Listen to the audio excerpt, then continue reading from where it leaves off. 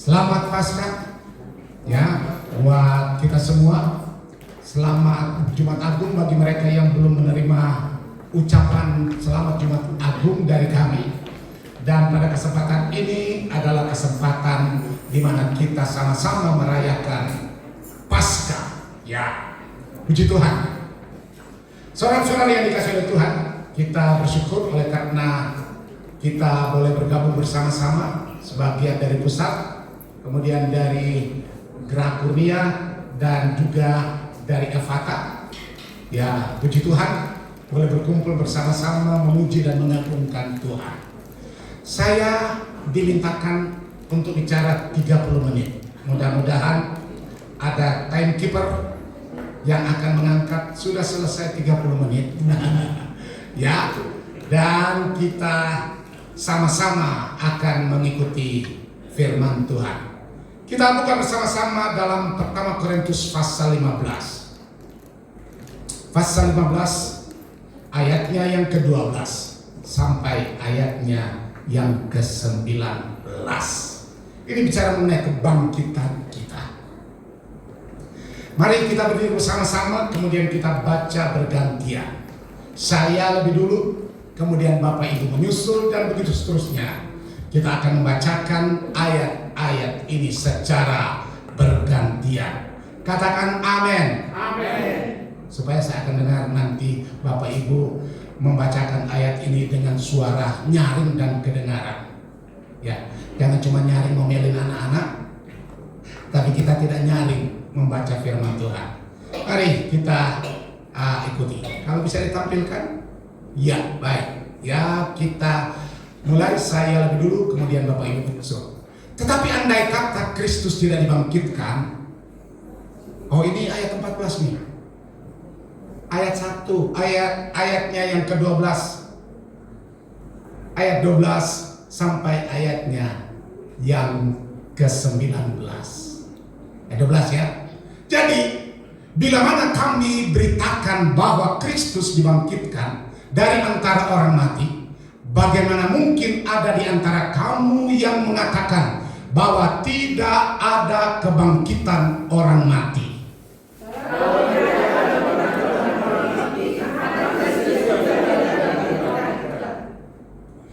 Tetapi andai kata Kristus tidak dibangkitkan, maka sia-sialah pemberitaan kami, dan sia-sialah juga kepercayaan kamu.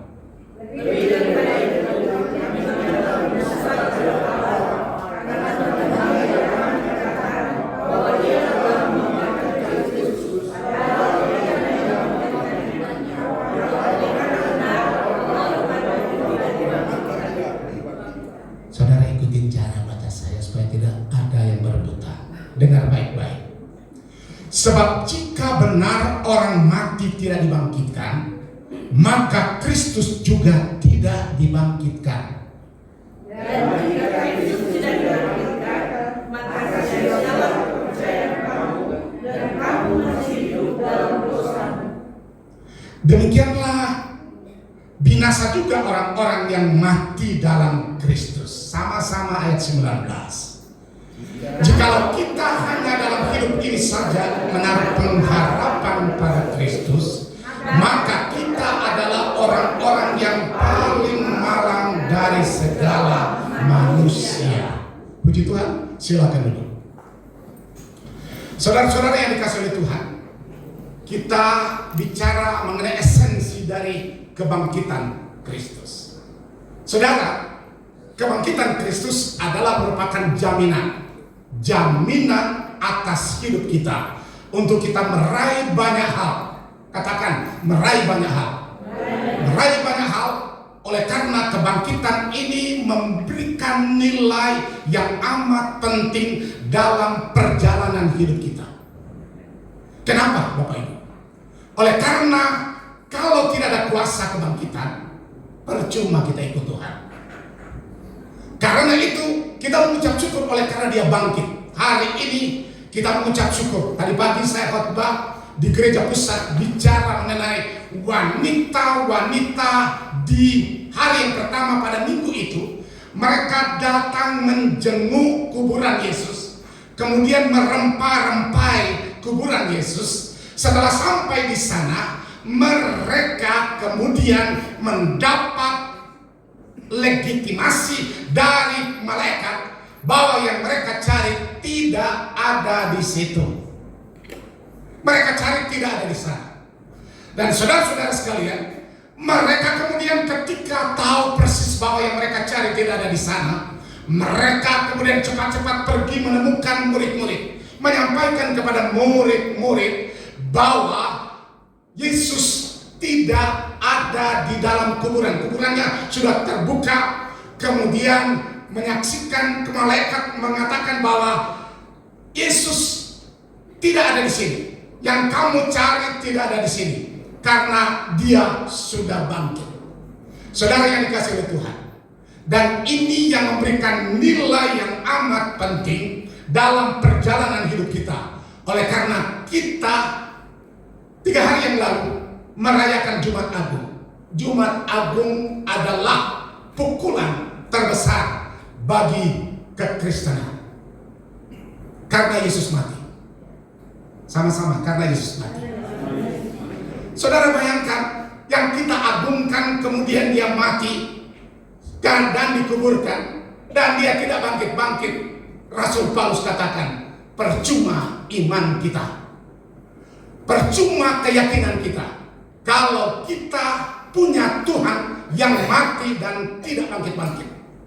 Ada banyak tokoh dalam keagamaan, hanya satu tokoh yang mati dan bangkit, ialah Yesus Kristus Tuhan kita. Colek sebelah kiri kanan, katakan, Yesus Kristus Tuhan kita yang bangkit. Ya, saudara, saya ingin menyampaikan kesaksian dari bukti penyertaan Tuhan yang hidup dalam perjalanan hidup ini. Sekali lagi saya cuma menikmati mujizat demi mujizat oleh karena kuasa kebangkitannya. Kuasa kebangkitan inilah yang memberikan nilai dalam perjalanan hidup ini. Sudah hampir 57 tahun mengabdi melayani Tuhan. Saudara, nanti bulan Juli 57 tahun saya sudah dedikasikan diri saya untuk mengabdi dan melayani Tuhan. Dan saya cuma menikmati mujizat demi mujizat dari kuasa kebangkitan.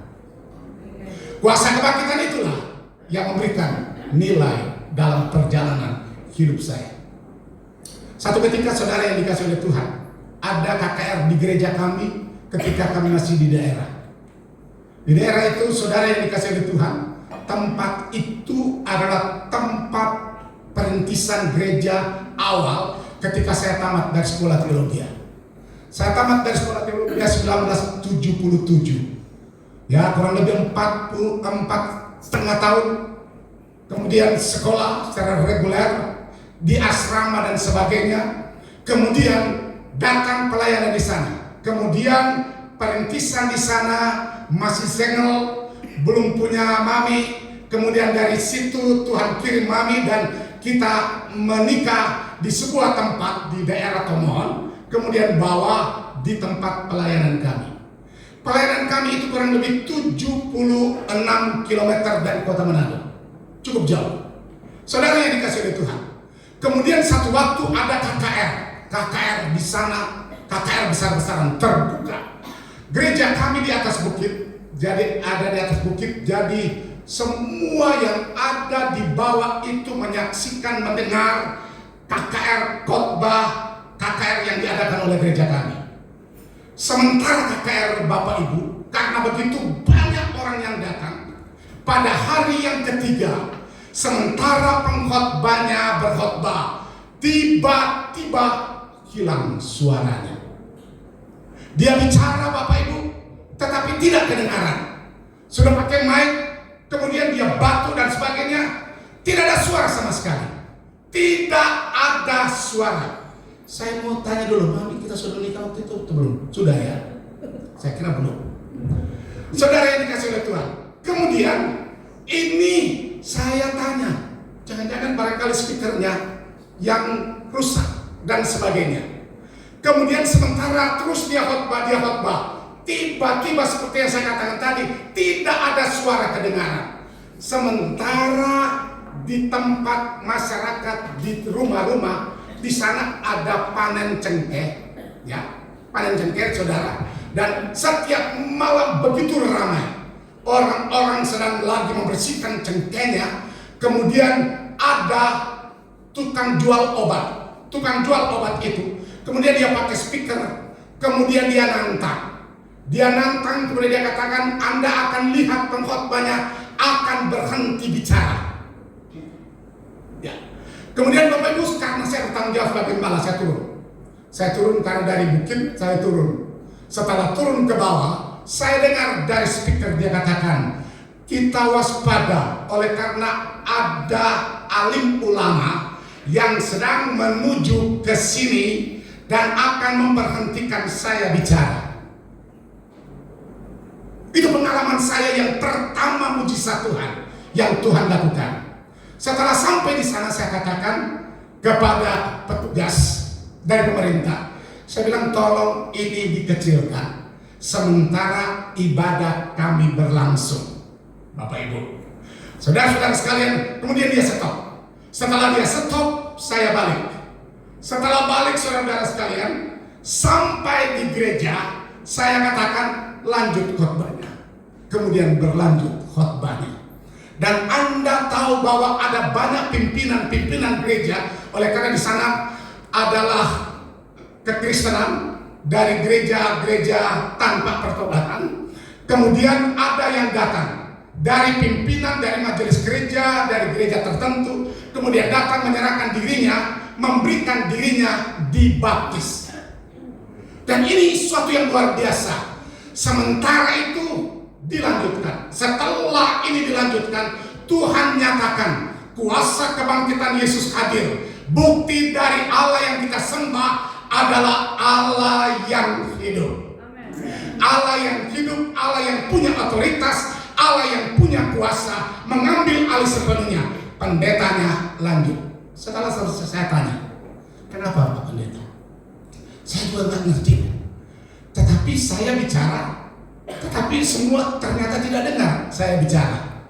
Tiba-tiba saya tidak kedengaran suaranya. Tetapi ketika saya balik, kemudian dia katakan dia merasa ada sesuatu yang besar dan luar biasa terjadi. Dan di saat itu saudara yang dikasih oleh Tuhan, kuasa gelap ini nyatakan. Satu waktu sementara kami doa oleh karena setiap hari tertentu, saya lupa hari apa, setiap malam kami ada doa. Dan doa, saudara, sementara doa, saya lihat anak-anak yang sudah tertidur menunggu orang tuanya yang sedang berdoa. Tiba-tiba ada barisan lipan. Tahu lipan tuh? Tahu ya? Tahu lipan? Ya, kelabang. Saudara-saudara sekalian, kalau orang Manado bilang kaki seribu. Kemudian mereka berbaris. Setelah berbaris, yang luar biasa saya yang memperhatikan, sementara mereka semua berdoa, ada 2-3 orang yang menyaksikan. Mereka mulai berteriak, ini ada lipan. Kemudian dia sedang lagi berbaris. Begitu hebatnya. Dia belok, kemudian dia, karena ada anak-anak yang sedang tidur, dia belok, kemudian terus, begitu balik lagi dan sebagainya. Dan saudara yang dikasih oleh Tuhan, kemudian saya ke toilet, saya lihat semua di pintu dan di dalam ruangan itu, semua penuh dengan lipan, penuh dengan kelabang. Saya baru tahu bahwa ini kuasa gelap. Kuasa gelap. Dan saudara yang dikasih oleh Tuhan, kuasa kebangkitan ini kami lepaskan. Dan kuasa kebangkitan ini yang mengalahkan setan. Saudara, waktu kami menikah, ya, di malam itu tiba-tiba mami berteriak. Dia berteriak, saya kaget. Saudara, kemudian dia katakan, saya baru digigit lipan di sekitar mata. Ya, di sekitar mata. Ini kuasa gelap luar biasa di kampung ini. Kemudian Bapak Ibu kita doa, dan luar biasa digigit lipan tetapi tidak bengkak sama sekali, masih cantik sampai hari ini. Dan Tuhan nyatakan kuasanya. Satu waktu saudara di siang hari saya sedang lagi membaca Alkitab sendirian, ada di rumah. Saudara-saudara yang dikasihi oleh Tuhan, tiba-tiba ada kelereng. Kelereng bergulir dari depan sampai ke belakang. Oh, dia balik lagi. Ini kelereng Bapak Ibu. Saudara yang dikasihi oleh Tuhan, ini kuasa gelap yang sangat-sangat luar biasa bekerja dengan dahsyatnya. Kemudian saudara yang dikasihi oleh Tuhan, saya kemudian coba menghalangi. Dia belok kayak makhluk hidup. Dihalangi, dia belok lagi dan seterusnya. Kemudian saya berdoa, Tuhan, Engkau nyatakan kuasa-Mu. Saya berdoa, setelah saya berdoa Bapak Ibu, saya halangi dia cepat balik dan tidak balik-balik lagi. Kuasa doa, kuasa kebangkitan itu dinyatakan. Seandainya kebangkitan itu tidak ada, sia-sia iman kita. Tidak ada guna keyakinan kita. Tidak ada guna kita bergereja. Tidak ada guna kita melakukan aktivitas di gereja kalau tidak ada kuasa kebangkitan. Itulah sebabnya ayat yang ke-14 di sini dikatakan, saudara, dia katakan begini, tetapi seandainya Kristus tidak dibangkitkan, maka sia-sialah pemberitaan kami. Kalau dia tidak dibangkitkan, sia-sia saya berdiri di belakang mimbar ini. Tetapi oleh karena kuasa kebangkitan itulah yang membuat segala-galanya dahsyat dan luar biasa. Besok harinya saya lagi balik, kemudian saya tanya kepada tetangga, Pak, ini saya kok ada begini. Kemudian tetangganya bilang, oh ini rumah yang Bapak sewa itu, tempat ibadah Bapak sewa itu, ada orang pimpinan dari sebuah gereja mati di kamar depan. Wow, saya bilang, kenapa? Kenapa dia mati? Dia dari gereja mana? Dia sebut satu gereja. Saudara, saya nak demi kode etis saya mau sebut gerejanya. Saudara yang dikasih oleh Tuhan. Kemudian saya bilang, oh ya gitu ya. Kemudian balik lagi ini kelereng. Setelah dia balik ke kelereng, saya ambil sate babi. Tentu saudara sudah tahu gereja mana. Saya ambil sate babi, ini sate babi. Ya dalam nama Yesus. Saudara, dia belok lagi saudara. Dan dia tidak lewat di situ. Ini kuasa gelap yang sangat-sangat luar biasa. Saudara, ketika kami menikah, tiba-tiba pulang dari pelayanan di sebuah tempat, kami balik, ada orang yang ada, karena itu rumah panggung di bawah, ada orang kok di sana kok lagi gali-gali apa ya, Bapak Ibu.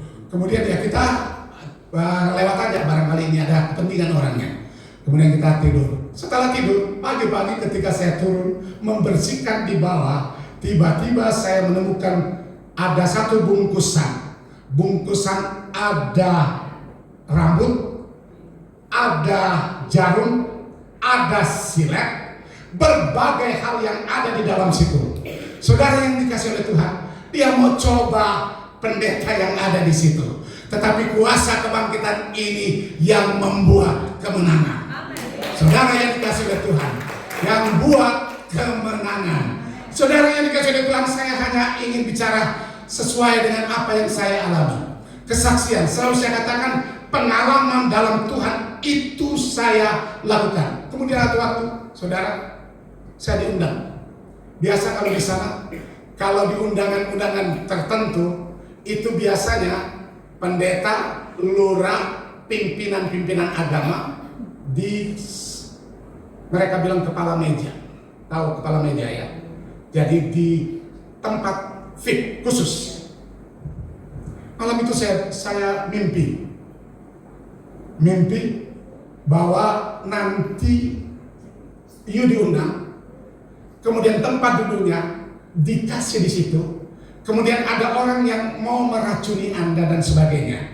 Anda harus berdoa. Itu Tuhan sudah katakan dalam mimpi. Besok harinya saudara yang dikasih oleh Tuhan, sementara dalam acara itu saya dan lurah, ya, saya di depannya lurah, kami berhadapan, pas di ujung di tempat yang khusus. Saudara yang dikasih oleh Tuhan, tiba-tiba hujan. karena terbuat dari tenda, tiba-tiba hujan, dan hujan itu Bapak Ibu membuat semua terganggu. Ya akhirnya saudara yang dikasih oleh Tuhan bubar. Kemudian karena ini terganggu, beda tempatnya. Pak Lurah di sebelah sini, pindah di sebelah sini. Saya di sebelah di Pak Lurah, ya tempatnya. Bapak Ibu, ini yang saya perhatikan ketika itu, tiba-tiba malam itu dapat berita Lurah meninggal. Lurah meninggal, tidak tahu penyakitnya apa. Kemudian dia muntah darah dan sebagainya. Dan ada orang yang percaya tentang itu. Dia katakan ini diracunin, ini dikerjain oleh mistik, kuasa gelap. Saudara yang dikasih oleh Tuhan, Tuhan membela kuasa kebangkitan inilah yang membuat kita menang. Kemenangan itu yang Tuhan berikan. Saya ingin selalu melakukan sesuatu yang impossible. Di tahun ini saudara yang dikasih oleh Tuhan, sudah lama kami berdoa, Tuhan supaya ada city church. Tetapi kami sedang berdoa buat tempat. Kemudian tiba-tiba ada yang menawarkan tempat. Saudara yang dikasih oleh Tuhan, dia katakan, kalau papi, dia panggil saya papi. Kalau papi mau tempat, silakan pakai tempatnya. Nggak perlu disewa, cuma bayar maintenance-nya saja. Silakan, saudara yang dikasih oleh Tuhan. Kemudian saya katakan, saya cek dulu, saya lihat dulu dan sebagainya. Saudara yang dikasih oleh Tuhan, setelah lihat ini tempat yang amat luar biasa. Hari Selasa minggu yang lalu saya dengan Mami datang ke sana. Kemudian dia katakan, kalau masih tunggu dana, silakan pakai tempat kami. Pakai tempat kami jam 11, kami dari jam 8 sampai jam 11 kami tidak pakai tempatnya. Silakan pakai tempat sesudah jam kami. Dia katakan, mujizat Tuhan, saudara yang dikasih oleh Tuhan. Tak pernah kita pikirkan, itu yang Tuhan sediakan. Allah kita adalah Allah yang luar biasa. Nah sekarang kita lihat, saudara yang dikasih oleh Tuhan, dikatakan percuma iman kita tidak ada gunanya.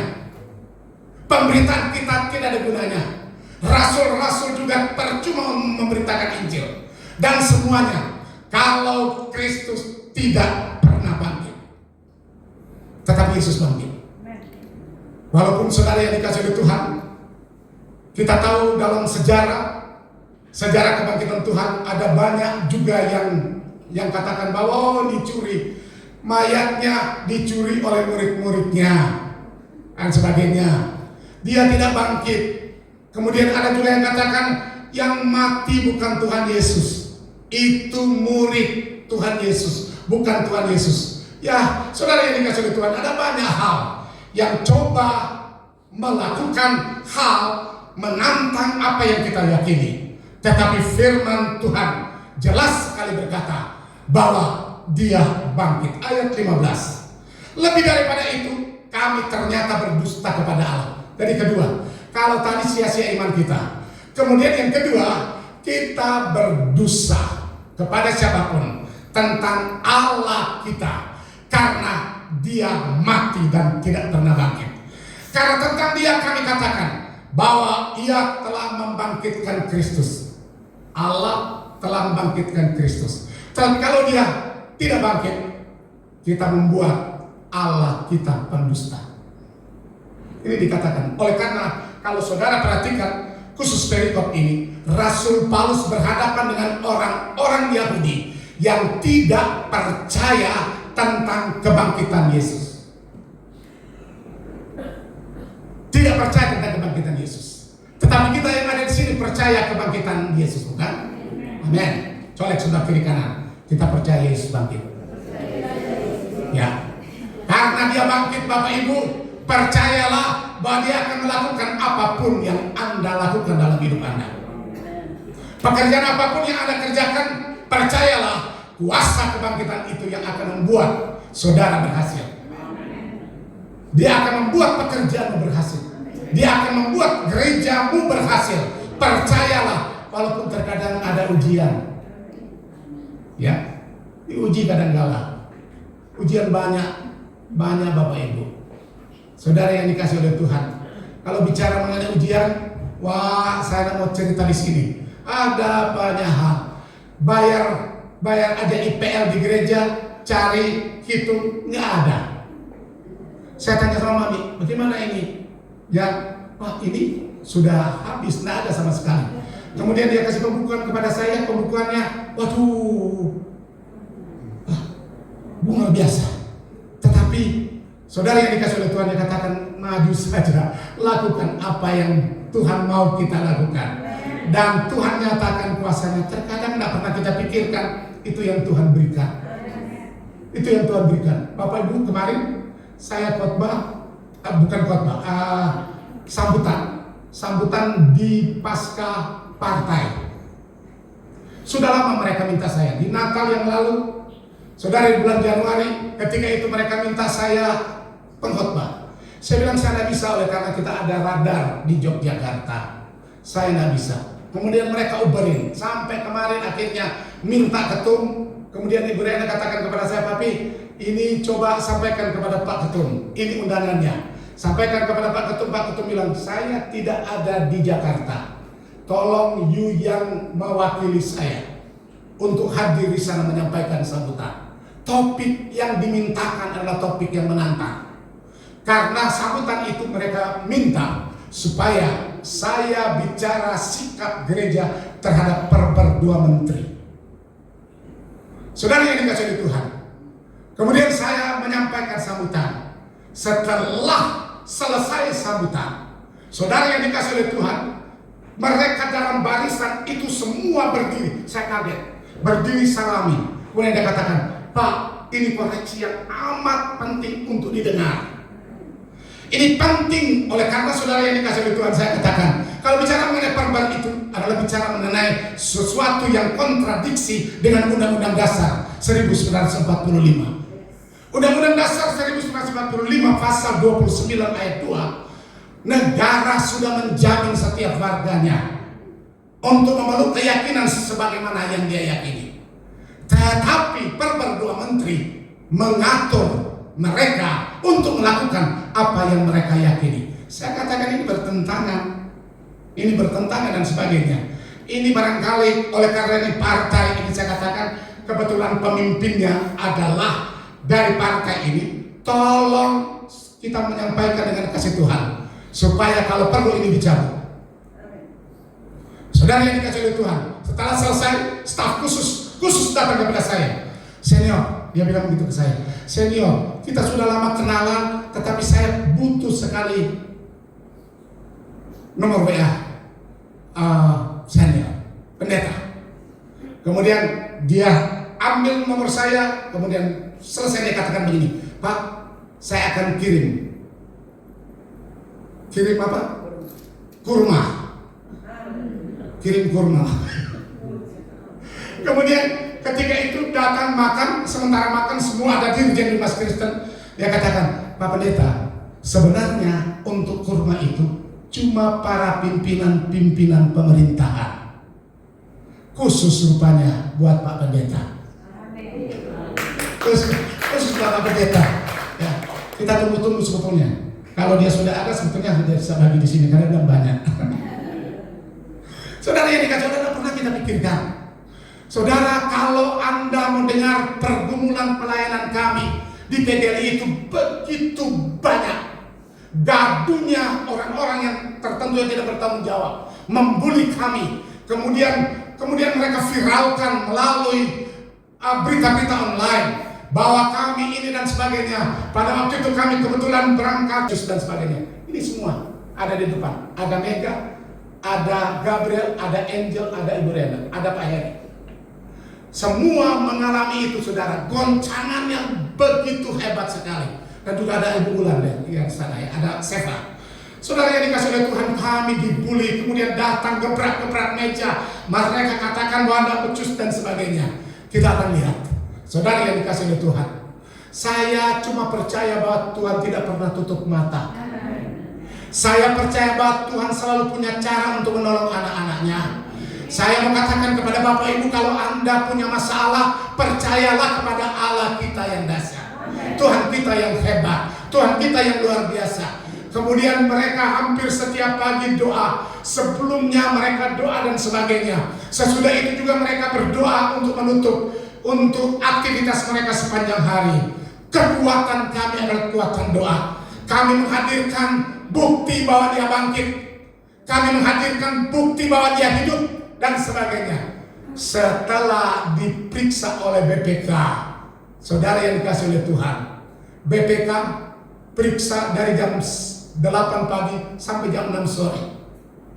Saudara, saya ada di ruangan saya di kantor, saya terus berdoa dan memantau. Hanya tim khusus yang dipanggil.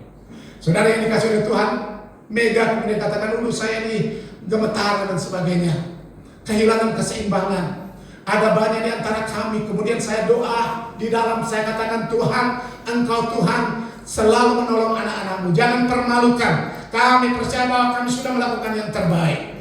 Selama kita on the truth, selama kita berjalan pada jalan yang benar, Tuhan tidak pernah tutup mata untuk menolong anak-anaknya. Ya. Dan saudara, ketika itu diumumkan, PGRI, saudara-saudara sekalian, dapat penghargaan. Jadi sampling dari semua penerima dana hibah, PGRI dapat penghargaan. Dan kami percaya itu datang dari Tuhan. Tuhan nyatakan, Tuhan permalukan semuanya dan sebagainya. Tuhan mempermalukan semuanya. Kalau kita punya Allah, saudara jangan takut, jangan gentar terhadap tantangan apapun. Saudara, saya tahu bahwa di sini ada banyak yang mengalami tantangan. Tantangan pekerjaan, tantangan keuangan, ya, tantangan pelayanan. Banyak kita menghadapi tantangan. Tetapi percayalah, kuasa kebangkitan ini kembali. Kita rayakan, bukan hanya sekedar merayakan, tetapi harus kita rasakan kuasa kebangkitan itu. Kalau dia tidak bangkit, percuma iman kita. Kalau dia tidak bangkit, tidak ada gunanya kita beribadah. Itulah sebabnya percaya bahwa kita punya Allah yang hidup. Katakan sebelah kiri kanan, kita punya Allah yang hidup. Dia hidup dalam rumah tanggamu. Dia hidup dalam persoalanmu. Dia hidup dalam sakit penyakitmu. Tuhan ada di sana. Tuhan hadir di dalam keluargamu. Dia hidup di dalam keluargamu. Dia penolong suamimu, dia penolong istrimu, dia penolong anak-anakmu, dia penolong orang tuamu. Semua dia cover. Oleh karena segala sesuatu dia kerjakan dengan sempurna. Itulah esensi dari kebangkitan. Saya mengucap syukur saudara-saudara sekalian dikasih oleh Tuhan. Oleh karena Tuhan selalu memberikan kekuatan, kesehatan. Tuhan sudah kasih bonus ini. Ya, bonus sudah cukup. Kemudian saudara yang dikasih, saya sedang berdoa, Tuhan, siapa yang nanti akan memegang tongkat estafet perjalanan pelayanan ini? Saudara yang dikasih oleh Tuhan. Ya, luar biasa. Dan saya terlalu yakin bahwa Allah punya rencana. Dan rencananya indah. Ikut Tuhan dengan sungguh-sungguh, maka Tuhan akan memberkati pelayananmu. Pas saya sudah 30 menit. Sudah